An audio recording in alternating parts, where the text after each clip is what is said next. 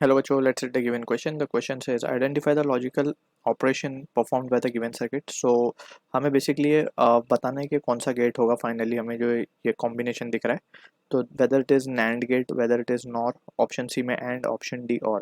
So for this question जो की concept we will be using is the concept of logic gates. Logic gates. So यहाँ पे हमें just basic understanding होनी चाहिए. अगर हम OR गेट की बात कर रहे हैं तो और गेट को हम रिप्रेजेंट करते हैं दो आउटपुट ए प्लस बी. ठीक है, and this is let's say output Y. ठीक है, इस तरीके से हम और गेट लिखते हैं. अगर हम लिखें A dot B, so where A and B are the inputs, so this will be representing the and gate. ठीक है, इसके ऊपर अगर हम कॉम्प्लीमेंट्स लगा दें तो ये नैंड और नॉर गेट बन जाएंगे रेस्पेक्टिवली. ठीक है, तो सिचुएशन को समझ लेते हैं. पहले हमें जो कॉम्बिनेशन गिवन है उसके बेसिस पे अगर हम देखें तो हमें दो नॉट गेट गिवन है पहले. तो यहाँ पे ये नॉट है. बेसिकली नॉट का काम होता है गिवन आउटपुट को क्या इनपुट को ये रिवर्स कर देता है. ठीक है ना. एंड यहाँ पे एक हमें नैंड गेट गिवन है. ठीक है, ये नैंड है बेसिकली, एंड और नॉट का कॉम्बिनेशन नैंड. ठीक है, यहाँ पे दो इनपुट है हमारे ए और बी. अगर हम ध्यान से देखें, ए को अगर हम 1 डाल दें, बी को हम डाल दें लेट से 0. हम इसको इस तरीके से ट्रूथ टेबल बना के भी चेक कर सकते हैं ए बी.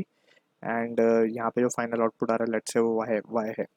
ठीक है, 1 1 0 0 1 0 1 0. इस तरीके से अगर हम इनपुट्स दें या हम इसको बेसिक लॉज भी लगा के सॉल्व कर सकते हैं. यहाँ पे हम देख सकते हैं पहले तो हम ए जो है ए का इनपुट इससे जाएगा तो वो, अगर हम यहाँ पे 1 दे रहे हैं तो यहाँ पे 0 आ जाएगा. यहाँ पे हम 1 दे रहे हैं तो ये 0 आ जाएगा. 0 0 एंड के लिए कंडीशन होती है 0 0 0 ही होगा, लेकिन ये इसको अगेन नॉट आगे लगा हुआ है इसके, तो ये 1 आ जाएगा फाइनली. ठीक है, इस तरीके से ये इनपुट्स हमें आउटपुट हमें मिलते जाएंगे. ठीक है, तो यहाँ पे हम देख सकते हैं 1 1 के लिए ये हमें जो आउटपुट वाई मिल रहा है ये मिल रहा है 1.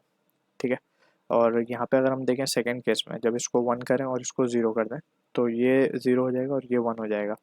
अब 0 1 एंड के लिए 0 होता है, लेकिन ये 1 हो जाएगा तो यहाँ पे 1 आ जाएगा इस तरीके से.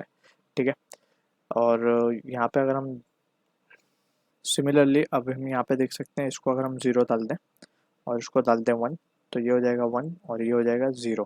अब 1 और 0 एंड गेट के लिए 1 और 0 होता है, 1 और 0 होता है 0, लेकिन इसका रेसिप्रोकेट करेंगे तो ये अगेन 1 आएगा, तो दिस विल बी 1. अब दोनों में 0 0 डालेंगे तो ये दोनों जगह 1 1 आएगा.